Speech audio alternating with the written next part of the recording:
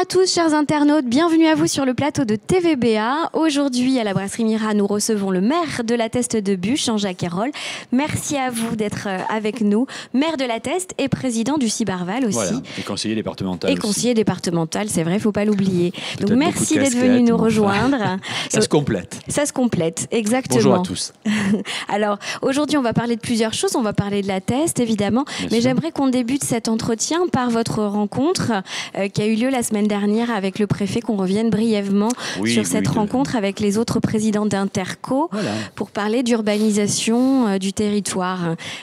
Parler du SCOT, du SCOT. Alors pour faire vite, sans être trop long, donc vous savez, le 23, la semaine dernière, nous avons rencontré donc les trois présidents d'Interco et moi-même, président du Cibarval. Nous avons rencontré monsieur le préfet pour évidemment lui dire où on en était du SCOT. Vous savez, le SCOT a été annulé, je ne vais pas reprendre tout l'historique, mais depuis décembre 2017, donc la Cour d'appel a condamné. Nous avons pris la décision à confirmer le jugement du tribunal administratif. Et depuis cet été, nous avons pris la décision de repartir sur un SCOT et donc pour 3 ans et demi, bien sûr, puisque c'est un processus assez long, puisqu'il faut un plan, un PADD, comme on dit, un DDoSO. Enfin, il y a tout un diagnostic sur les 10 dernières années. Et puis voilà. Donc en attendant, les villes ont besoin d'évoluer. Les 17 communes, aucune ville n'est au même niveau dans son plan d'urbanisme. Certains ont un PLU, d'autres un POS, d'autres sont au règlement national,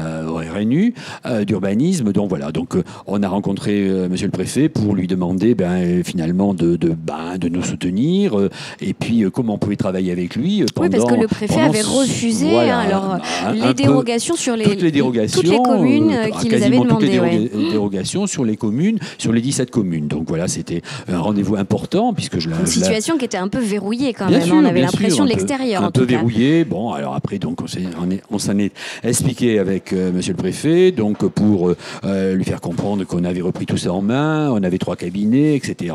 Donc on a un PCAET, c'est-à-dire un plan sur l'énergie, air-énergie du territoire. Donc on avait beaucoup avancé. C'est le premier plan climat-énergie, air-énergie sur la Gironde. Donc on est quand même malgré tout en avance, même si on n'a pas de SCOT, on n'est pas resté quand même sans travailler pendant ces nombreuses années.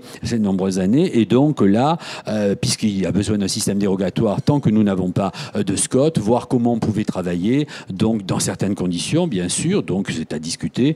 Et donc avec le préfet, donc une porte a été ouverte. Nous devons évidemment nous re-rencontrer dans la configuration dans laquelle nous avons été reçus, avec certaines orientations que le préfet va nous donner, avec les services de l'État, DTTM entre autres. Et voilà, donc je trouve que c'est quand même positif et que c'est une bonne chose. Voilà, maintenant, il nous reste à travailler de façon à pouvoir continuer d'avancer en attendant évidemment ce SCOT, puisqu'il y a quand même des années, malgré tout, incompressibles. Donc c'est un dialogue réinstauré avec la possibilité que certaines des dérogations qui avaient été demandées peut-être puissent dans certaines conditions. Le préfet a bien dit qu'il n'a pas fermé la porte aux dérogations, mais dans un encadrement précis qui reste à discuter. Voilà, donc je trouve que c'est quand même positif par rapport à ce qui était jusqu'à maintenant. Voilà, maintenant. Vous avez un calendrier de rencontres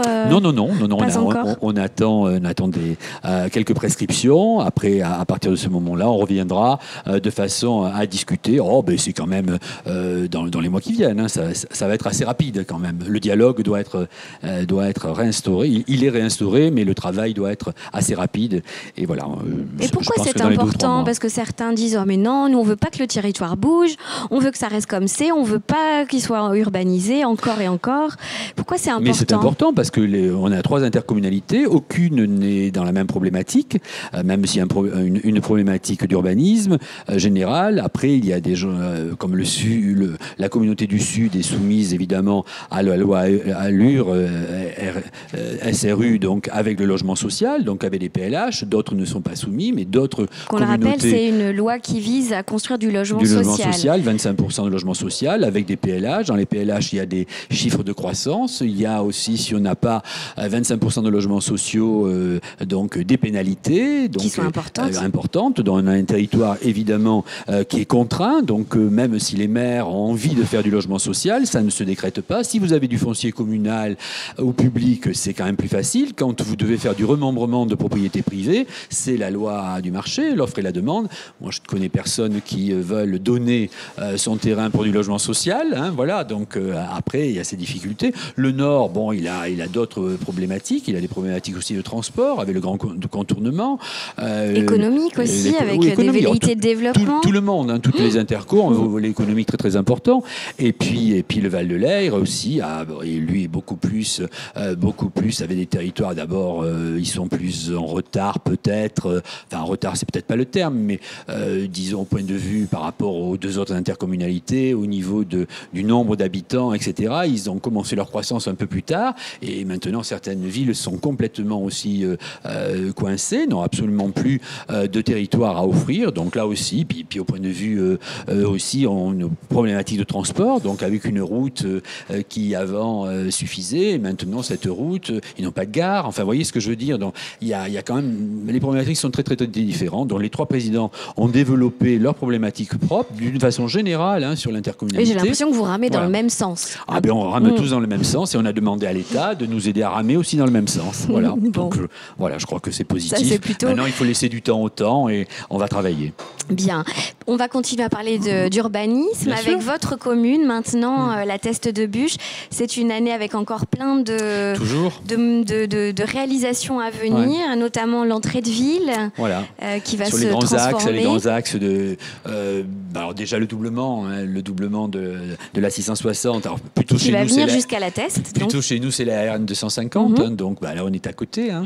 Donc vous avez vu, les travaux ont bien commencé. Donc des travaux, on a commencé à couper tout un tas d'arbres. Donc on va avoir évidemment des bassins de rétention, parce qu'il faut évidemment collecter toute l'eau sur place, bien sûr. On va avoir deux bassins. Un bassin à l'angle du giratoire de la Plaine des Sports et de la rue de l'Industrie, et puis un autre un peu plus vers la commune, enfin sur la commune de Gujan, un peu plus en face de Quélus. Voilà. Et ça, c'est une bonne chose pour la Teste, hein, le doublement évidemment de je pense que c'est bien pour tout le territoire. Alors, d'aucuns vont dire on double, donc on amènera plus de monde. Après, il faut arriver à résoudre les problèmes du territoire. Bon, après, donc on va aussi développer les déplacements doux, parce qu'en même temps, on va avoir une grande piste cyclable qui va relier Gujan à la Teste, donc d'où elle va passer tout le long de l'avenue de l'Europe. Général de Gaulle aussi, après. Alors ici, de l'avenue de Gaulle, pour évidemment... Aussi, c'est vrai, il y aura les deux. Il y aura les deux d'ailleurs, côté mer et côté... Ici, elle va être sur l'avenue de l'Europe, donc on va rejoindre Gujan, donc à la route de Cazaux, bien sûr, elle va mailler le territoire, avec juste la caserne des pompiers qui va commencer aussi au mois de mars. Voilà, donc c'est quelque chose d'important, le doublement de cette voie qui doit être réalisé dans l'année 2019. Nous allons avoir donc un tourne à gauche, ou un tourne à droite plutôt, sur la rue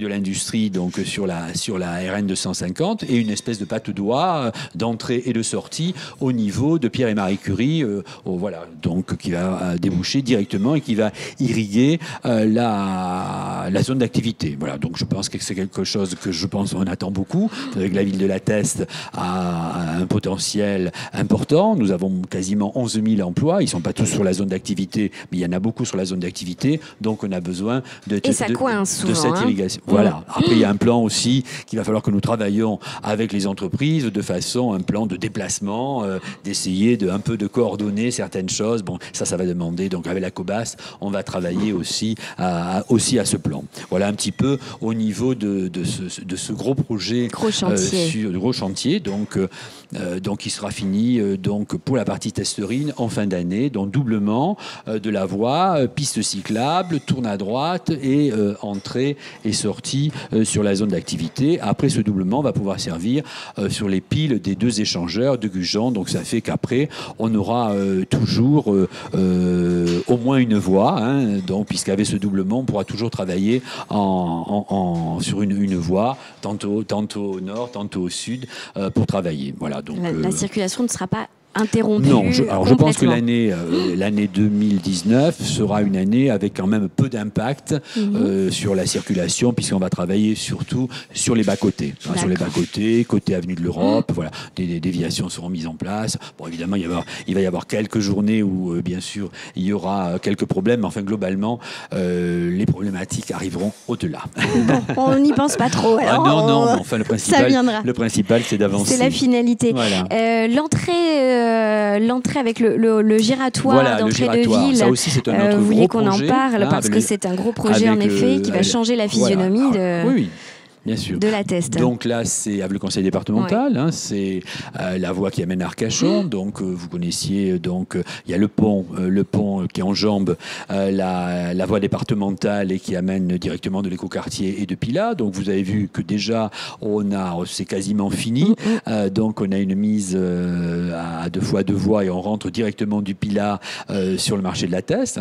C'est assez sympathique cette entrée et on évite cette espèce de plat de nouilles, vous savez, où on tournait dans tous les sens. On ne comprenait pas trop où on allait. Donc ça c'est fini. Donc on a une voie verte qui est en train de se terminer. Là, d'ici le mois de mars, ça sera fini. Et on est en train de retravailler. Vous avez vu qu'on voit les pelleteuses, etc., qui travaillent à marche forcée sur les bas-côtés. Donc une mise à plat et avec un rond-point important qui va se faire sur cette route départementale. Et donc ça sera prêt pour le mois de juin. Et avec un concours qui est lancé, donc sur ce rond-point, c'est un rond-point qui sera, disons, point de vue dimension, un peu comme le rond-point de Kamikaze. Et là, nous avons lancé un concours. Nous sommes avec un jury, nous avons 3 candidats. Et disons, le choix va se faire. Pour choisir l'identité qui sera donnée à cette entrée de ville.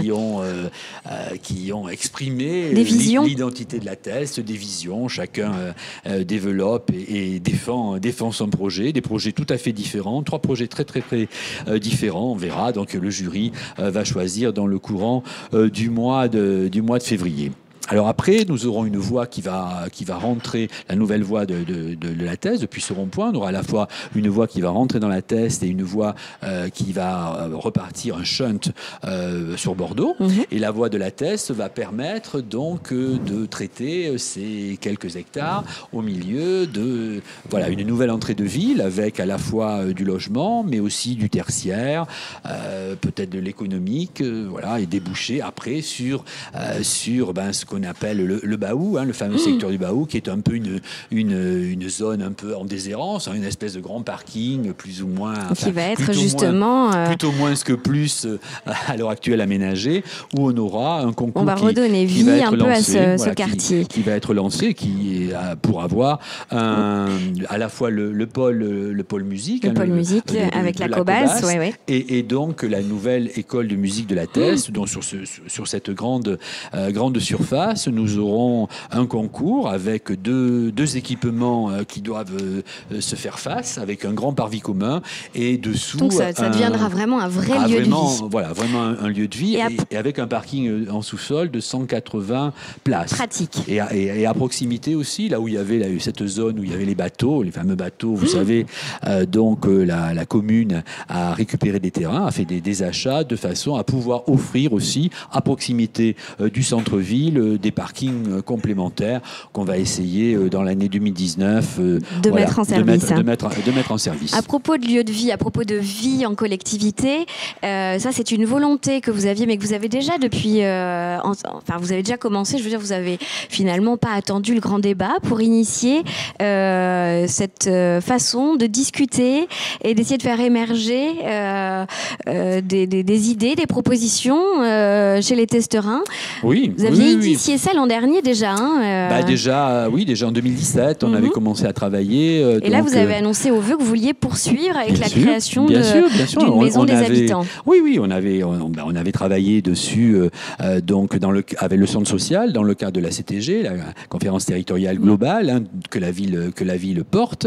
On espère qu'elle sera maintenant Cobas, mais enfin, dans ce cadre-là, avec le centre social, on avait ce qu'on appelle des espaces. On a à la fois un espace espace à Jean Hameau, on a un espace au Miquelot, à Cazaux et à la Règle Verte. Dans ces espaces, on a des lieux, des lieux ouverts que nous voulons transformer cette année de façon à ce que ça soit plus convivial, plus ouvert, en nous venant de maisons des habitants pour éviter que le mot social soit stigmatise finalement. C'est pas péjoratif, mais c'est stigmatise et que certaines personnes se disent c'est social, je suis pas ça concernée. me concerne pas, etc. Maison des habitants, c'est beaucoup plus ouvert et ça permet finalement, avec les conseils de quartier, les conseils des sages, tous les bénévoles du centre social, on a environ 80 bénévoles du centre social, que tous ces gens puissent évidemment travailler ensemble avec des idées, avec des spécificités, puisque tous ces centres, tous ces diverses maisons des habitants, il y a des spécificités. À Cazaux, il y a à la fois une ludothèque, mais aussi on fait des repas, on accueille, on mange ensemble, on prépare des choses. À la Règle Verte, on va créer une laverie solidaire, donc là avec Gironde Habitat, donc là aussi ça démarre. Et puis après, au Miquelot, on agrandit aussi. Et dans le centre, il y aura aussi, a priori, une nouvelle maison. C'est à définir. C'est à définir. Donc quand on a lancé l'année dernière cette conférence territoriale le 30 mars, qui s'appelait Bûchons ensemble. C'était Bûchons ensemble. Et on a lancé ça. Donc il y avait du théâtre forum, les gens se sont retrouvés. Après le 2 juin l'année dernière, on s'est retrouvés sur la place toute une journée. On a débattu, il y avait eu des animations, des groupes se sont formés. On dit vraiment, vous n'avez pas attendu le grand débat pour faire votre débat à l'échelle de la thèse. Vous savez, quand j'étais longtemps, et il y a longtemps aussi, adjoint aux affaires sociales, et donc le social est quelque chose qui m'intéresse profondément. Ma profession aussi, j'ai déjà beaucoup travaillé depuis de nombreuses années sur des problématiques importantes. En tant que pharmacien, en tant que pharmacien, sur l'addiction, sur beaucoup de choses. Et voilà, donc on sent quand même, quand on est proche des gens, on sent que, voilà, certes, le bassin est privilégié, mais c'est pas pour ça qu'il n'y a pas de problématique. Pas tout le monde. Il y a quand même une paupérisation, il y a beaucoup de choses qui montent depuis de très très nombreuses années. Et donc, évidemment, on a quand même beaucoup travaillé là-dessus, et avec le centre social, avec tous les élus, et puis vraiment les conseils de quartier, je crois que c'est ensemble. Alors, on a ouvert aussi donc à des groupes de travail qui se sont déterminés lors de ces soirées, de cette journée du théâtre forum, donc pour travailler. Et à partir de là, dans le centre-ville, une problématique est apparue en disant, mais dans le centre-ville, on a des quartiers, etc. Pas de lieu. Mais on n'a pas de lieu. Alors donc le lieu, est-ce que c'est un lieu physique en se disant, on met à disposition. Ça va venir, ça va être décidé. C'est ça, c'est c'est en discussion. En discussion, et je crois que ça va être tranché. Ça peut être un lieu physique, puisque j'ai fait des achats, ou bien il y a des lieux qui peuvent être réinvestis, puisque nous avons des anciens lieux publics. Ou ça peut être un lieu tournant. Mais ça peut être un lieu tournant. Ça peut être aussi sur des places. Ça peut être très très ouvert sur des places. Et puis ça peut être un endroit physique. Et puis après des endroits, parce qu'il y a des problématiques comme le covoiturage. Voilà, il y a quand même énormément de choses qui sont à travailler. Je trouve que c'est très très très intéressant et que les habitants ont beaucoup à apporter. Moi, je pense qu'on n'a pas attendu le grand débat. Je crois que les maires sont au plus proches de leurs habitants. Enfin, moi, toujours, je suis sur le terrain en permanence, et je pense que c'est important. Et puis, ces maisons des habitants permettent évidemment d'avoir, je dis pas l'intégralité, c'est toujours difficile et présomptueux de penser qu'on peut toucher tout le monde, mais au moins c'est ouvert et les gens peuvent venir discuter et peuvent vraiment être dans ce lieu, dans l'échange, et écouter. Et voilà. Alors après, tout n'est pas possible. Il faudra après expliquer pourquoi pas un budget aussi dédié dans les conseils de quartier. Ça. Tout ça est très très très ouvert, donc c'est à discuter. Merci d'être venu nous voir sur ce plateau. On ne peut pas terminer cette émission aujourd'hui sans une pensée pour Michel Samarcelli, dont on a appris qu'il avait été hospitalisé. Voilà. Écoutez, oui, c'est sûr que on est peiné. Moi, je travaille bien sûr. C'est un maire avec qui je travaille beaucoup depuis de nombreuses années. Bien sûr, on est tous près de lui. On lui souhaite évidemment un bon rétablissement. C'est difficile. Aux équipes du CIBA aussi, dont j'ai joint ce matin Sabine, Jean Denant. Voilà, donc tout le monde est peiné. C'est des moments difficiles. C'est l'incertitude, bien sûr. Donc après, il est dans les mains des médecins. On espère que tout ça va bien se passer. Et évidemment, tous mes collègues maires, mais bien sûr tous les élus du CIBA et tout le territoire, puisque Michel est une figure très très très importante à tous les niveaux sur ce territoire. territoire. Donc on est très fort avec lui. On pense à lui, à sa famille bien sûr, et à toute l'équipe du CIBA pour évidemment, on sera tous là pour se serrer les coudes et travailler. Merci beaucoup, Monsieur Hérol, encore. Très bien. Merci. Et à bientôt. À bientôt.